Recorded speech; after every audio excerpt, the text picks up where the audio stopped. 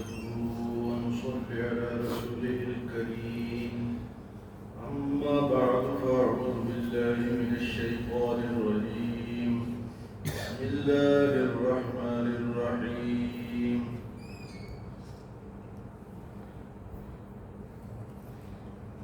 فلقتحم العقبة وما أدراك ما العقبة فك رقبة أو إطعام في يوم ذي مسغبة يتيما ذا مقربة أو مسكينا ذا متربة ثم كان من الذين آمنوا وتواصوا بالصبر وتواصوا بالمرحمة أولئك أصحاب الميمنة والذين كفروا بآياتنا هم أصحاب المشأمة عليهم نار مؤصدة. انسان کی کامیابی کا راستہ اللہ پاک نے یہاں بتایا ہے سورۃ البلد میں. انسان کہتا ہے کہ میں نے اپنا مال خرچ کیا ہے. کہاں کیا ہے؟ اپنی مرضی سے کیا ہے. تو اللہ پاک نے فرمایا کہ میں تجھے راستہ بتاتا ہوں, تجھے اپنا مال وہاں خرچ کرنا چاہیے. فرمایا کہ فلقتحم العقبہ, یہ انسان اونچی گھاٹی پر کیوں نہیں چڑھتا؟ فلقتحم العقبہ, یہ انسان اونچی گھاٹی پر کیوں نہیں چڑھتا؟ وما ادراک ما العقبہ, اور آپ کو کیا معلوم ہے کہ وہ اونچی گھاٹی کیا ہے؟ تو اللہ پاک نے آگے اس کی تشریح فرمائی ہے کہ اسلام پہ چلنا, غریبوں کی مدد کرنا, یتیموں کا خیال کرنا, ایسی جگہوں پہ جو لوگ اپنا مال خرچ کرتے ہیں, جو نماز پڑھتے ہیں, جو روزہ رکھتے ہیں, جو سیدھے راستے پہ, یہ اونچی گھاٹی ہے, کوئی پہاڑ نہیں. یہ جو نیک کام ہے یہ اونچی گھاٹی کہلائی. فرمایا کہ فلقتحم العقبہ, میں تمہیں بتاتا ہوں کہ وہ انسان جو ہے اونچی گھاٹی پر کیوں نہیں چڑھتا. وما ادراک ما العقبہ, وہ اونچی گھاٹی کیا ہے؟ فک رقبہ, کہ وہ کسی غلام کو آزاد کرائے, اس کے گردن کو آزاد کرائے. اب اسلام جب آئے تو اس ٹائم غلامی کا دور تھا, لیکن اسلام غلامی کو پسند نہیں کرتا, کیونکہ کی چل رہی تھی. تو اسلام کے ساتھ ساتھ وہ بھی ایک چیز ملی تھی ہمیں, لیکن اللہ پاک نے بے شمار ایسی جگہوں پہ فرمایا کہ غلاموں کو آزاد کر, غلاموں کو آزاد کر. تو فرمایا کہ اگر کوئی قسم کھا لے اور وہ قسم توڑ دے تو وہ غلام کو آزاد کر.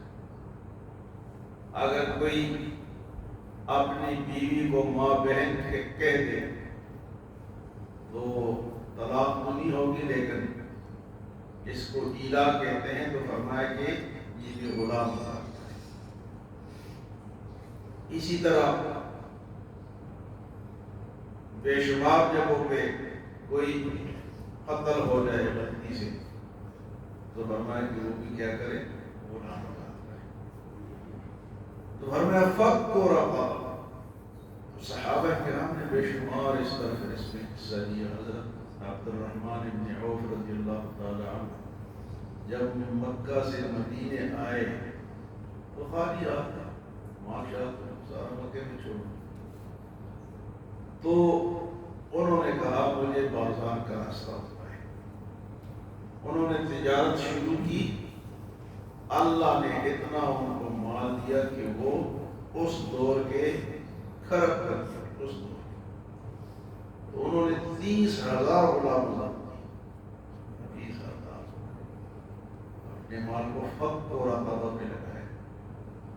حضرت عبداللہ ابن عمر رضی اللہ تعالیٰ عنہ جو حضرت عمر خطاب کے بیٹے ہیں, 1,000 غلام انہوں نے. حضرت ابوبکر صدیق رضی اللہ تعالیٰ عنہ نے اپنا سارا مال غلاموں کی آزادی پہ. اب آج کل ہم غلام تو نہیں ہیں تو کس کو آزاد کریں؟ بے شمار ایسے قیدی ہیں جیلوں میں پڑے ہیں، بے گناہ پڑے ہیں، ان کو تلاش کریں، آزاد کریں، آزادی دلائیں۔ بے شمار، کوئی غلطی نہیں ہے، بیچاروں کو پکڑ لیا اور بھول گئے۔ فک و رقبہ، آزادی دو لوگوں کو، آزادی۔ تو ایک تو غلام آزاد ہے، ایک قوم کو بھی آزاد کرو، قوم بھی غلام۔ قوم کو کس طرح آزاد کرے؟ ان کو سیاسی شعور، ہم سیاسی طور پہ ہم پورا ملک ہمارا غلام، اس کا ہے یورپ کا ہے، آئی ایم ایف کا ہے، امریکہ کا ہے، فلاں کا ہے، فلاں کا ہے، ورلڈ بینک کا ہے۔ تو مسلمان اپنا پیسہ مشترکہ ایسا فنڈ ہو جس میں ملک غلام نہ رہے، اور لوگوں کا جو زائد پیسہ ہے خرچ کرنا چاہتے ہیں تو کریں۔ فَكُّ رَقَبَةٍ، غلاموں کو آزاد کرو، او اطعام فی یوم ذی مسغبہ، اور جہاں کھانے کی ضرورت ہے، لوگ بھوکے ہیں انہیں کھانا کھلاؤ، او اطعام فی یوم ذی مسغبہ، بھوک والے دن لوگوں کو کھانا کھلاؤ۔ اور فرمایا تیسرا یتیما ذا مقربہ، یتیم ہے تمہارا قریبی، اس کے ساتھ تعاون۔ او مسکینا ذا متربہ، یا جو غریب ہے، مٹی میں ملا ہوا ہے، نہ اس کے پاس گھر ہے، نہ کاروبار ہے، نہ روزگار ہے، اس کے ساتھ تعاون، مٹی میں ملا ہوا ہے یتیم او مسکین ذا متربہ۔ فرمایا یہ اونچی گھاٹیاں، اونچی گھاٹی کیوں نہیں چڑھتے؟ وہ کیا ہے؟ وہ اللہ نے فرمایا وہ ہے او مسکینا ذا متربہ۔ آگے اس کی قبولیت کی شرط اللہ پاک نے بتایا کہ یہ قبول کس طرح ہوگی۔ ثم كان من الذين آمنوا، یہ سارے کام کرنے والوں کو ایمان بھی چاہیے۔ سوشل ورک تو کافر بھی کرتا ہے، اگر مسلمان بھی کرے تو ایمان اس کا قبول، اس کی یہ بات قبول ہے۔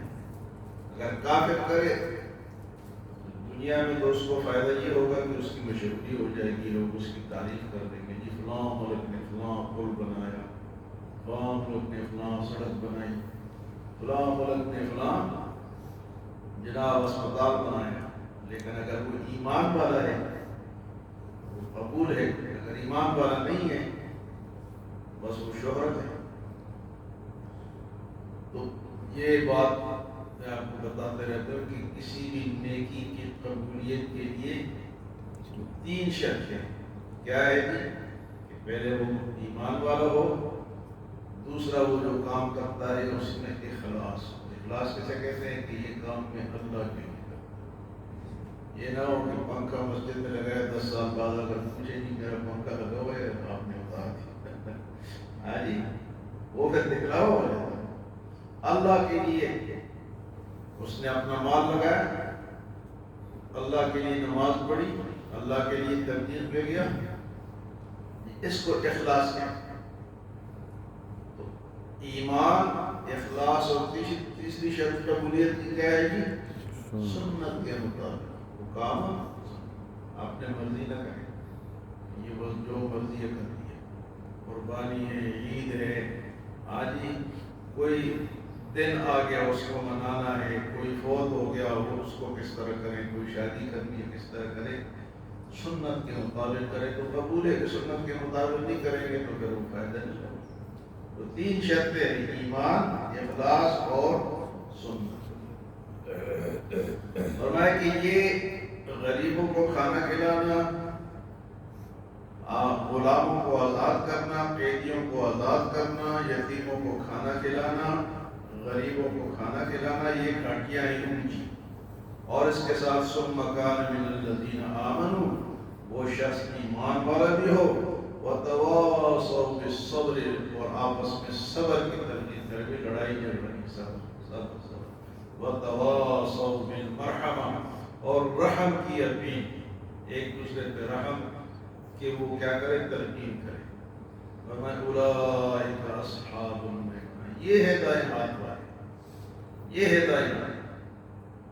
اولئک اصحاب المیمنہ، اور اس کے مقابلے میں بائیں ہاتھ والے کون ہیں؟ والذین کفروا بآیاتنا ہم اصحاب المشأمہ، جنہوں نے ہماری آیتوں کا انکار کیا یہ بائیں ہاتھ والے ہیں۔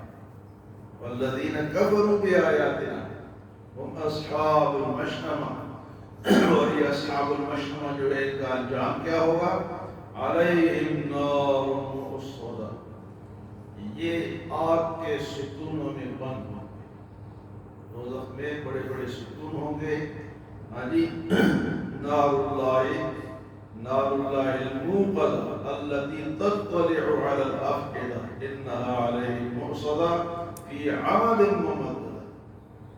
یہاں پر میں علیہم نار، یہ کون لوگ؟ جو کافر ہیں، جو میری آیتوں کا انکار کرتے ہیں۔ آج کل سوشل میڈیا نے سب کچھ جو ہے وہ بتا دیا کہ انکار والے کون ہیں اور کیسے کیسے اعتراضات کرتے ہیں، لیکن اللہ نے انہی کے ایجاد کردہ نیٹ وغیرہ سے حق کو ظاہر کر دیا۔ ایجاد ان کا ہے اور کام ہمارا بن گیا۔ اللہ ہمیں عمل اور سمجھ کی توفیق عطا فرمائے۔